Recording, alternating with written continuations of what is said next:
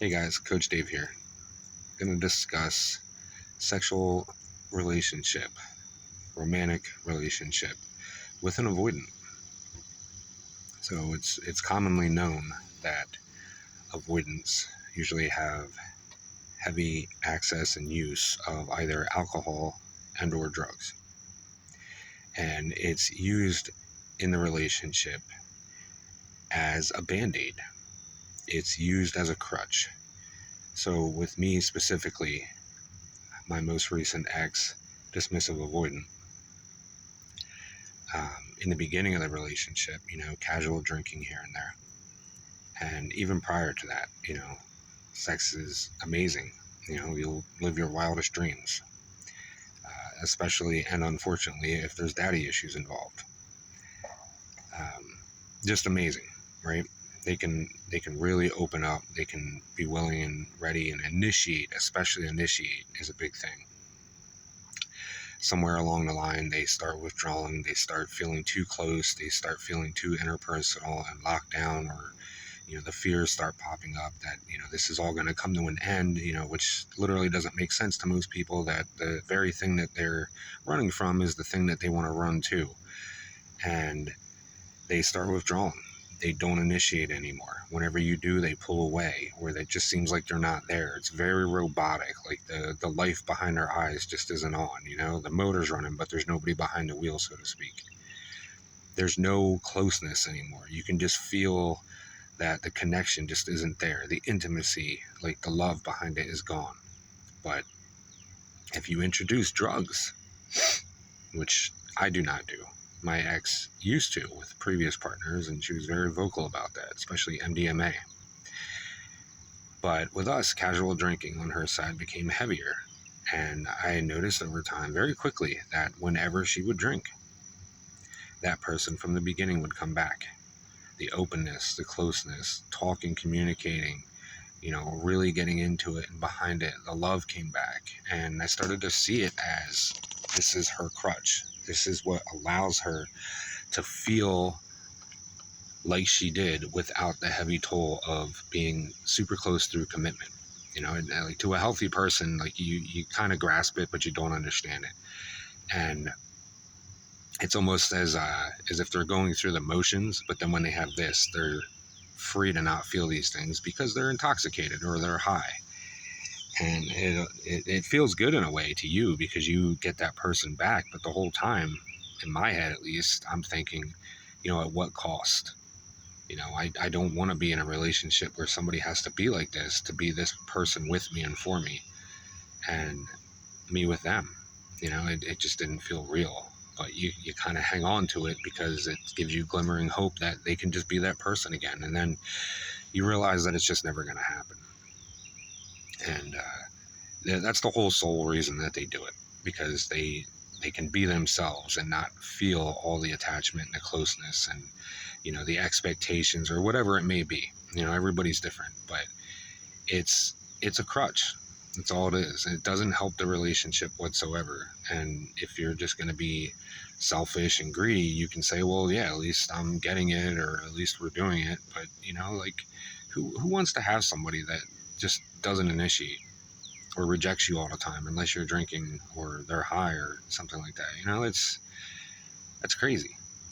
But they make you feel like you're living with a roommate, because if there's no sexual relationship, and it's not just to say that's all a relationship is, but if there's no form of intimacy, and people misconstrued intimacy with a lot of different things, like it is not just sexual. It could be cuddling, it could be hand holding, it could be deep conversation, just the way that you look at each other, playful smack on the butt, or tickling, teasing, things like that. Like a dismissive avoidant or a fearful avoidant will withdraw all of that stuff and leave you wondering what you did. And those are the things that, it's hard to work through, to grasp it all from their angle, as well as trying to sort out your own. And you really have to focus on your own in those moments and not on them, and decide if this is right for you. Because if you try to handle both loads, yours and theirs, you're just going to overwhelm yourself. And they don't care, because if they did, they would pick up their half of the weight so that you weren't drowning in both of them.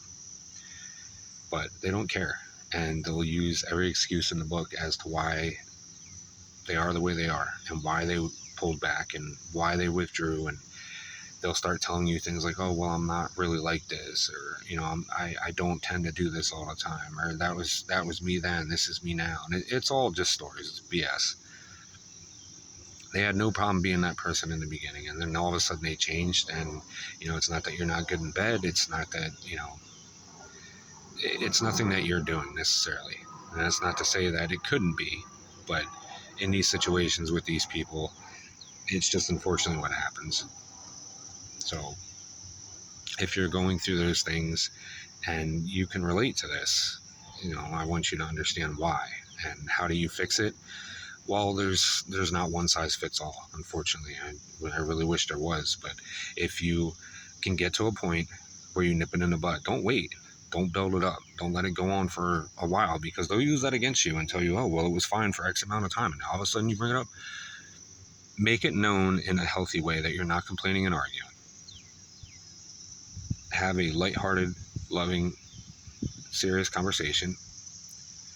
If you want to put a disclaimer out there to try and help ease it along, as hey, I'm not arguing, I'm not fighting, this is coming from a loving place, but I'm not getting this and I need to know why. And if we can't get to XYZ, then maybe we need to take a break and reevaluate where we are in the relationship.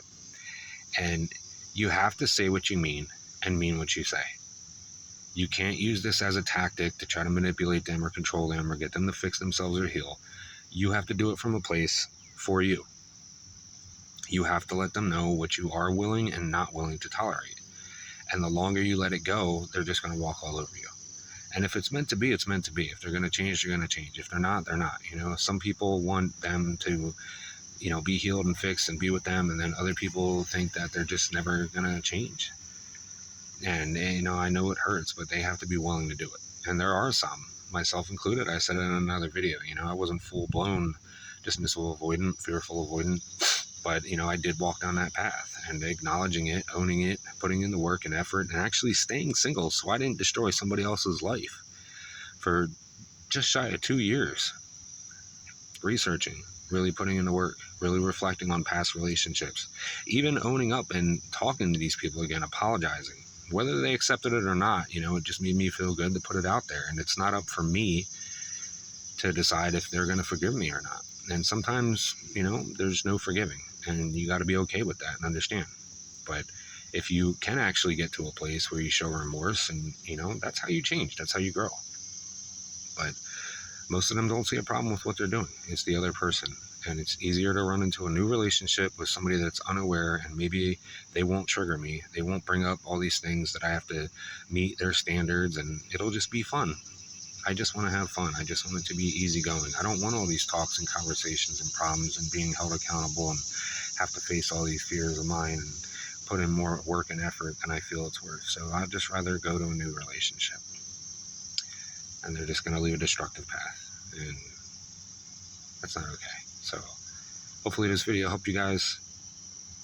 Questions, comments, concerns, outbursts, need help, just want to say anything at all, drop it down below. And I'll catch you in the next one. Have a good day, guys.